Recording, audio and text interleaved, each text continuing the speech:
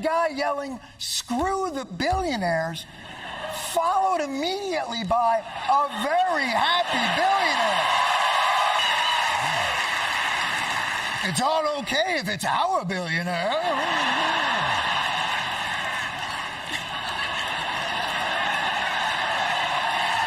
I don't like billionaires, but he's all right.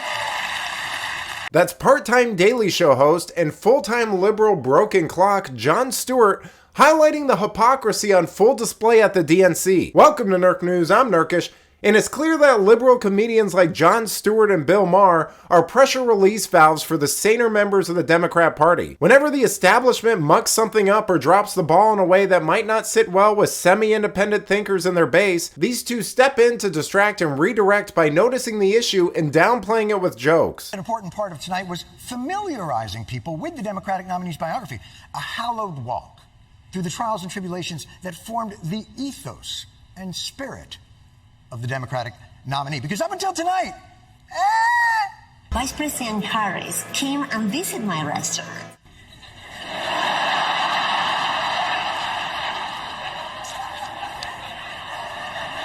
Come on, the big movers and shakers of the Democratic Party must know her well. She worked at McDonald's, and she greeted every person with that 1,000-watt smile and said, "How can I help you?"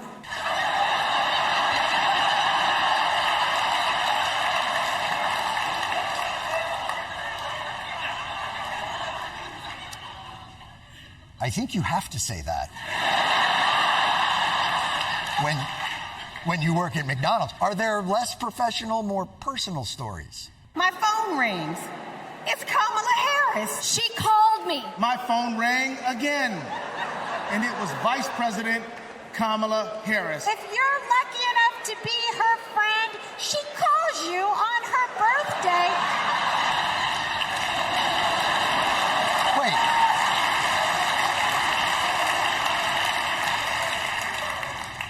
She calls you on her birthday?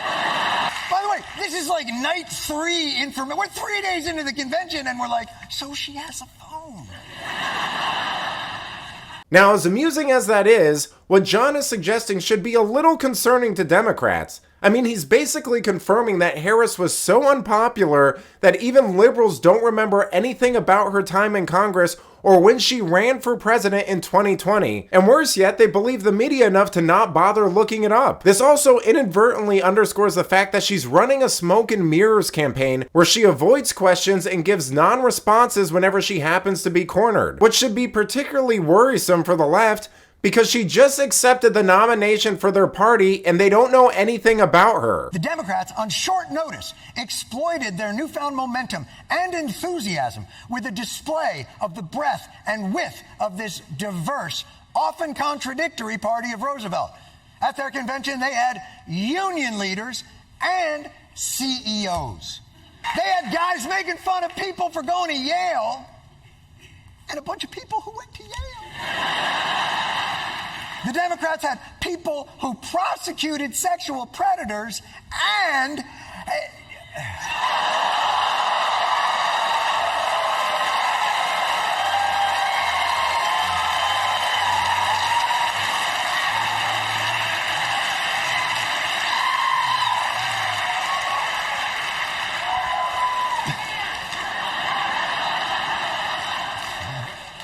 There goes that booking.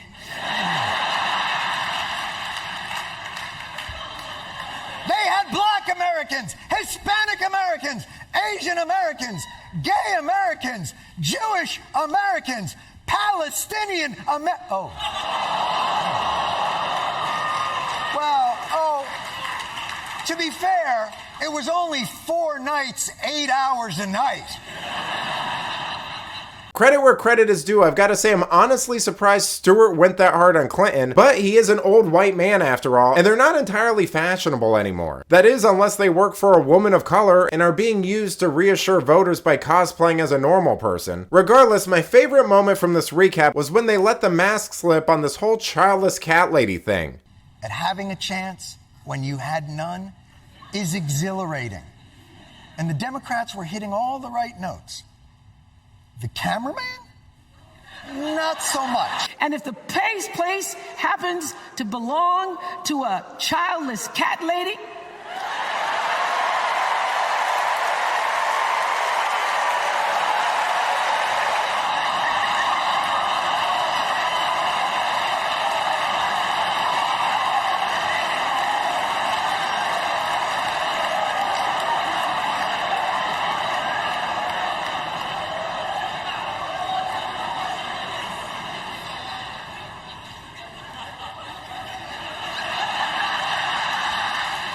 I love that the camera just stayed on her.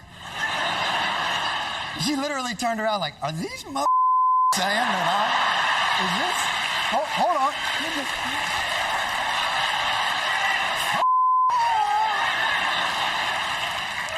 Here's the crazy part. After this cutaway, the woman was interviewed. She is childless and has 2 cats.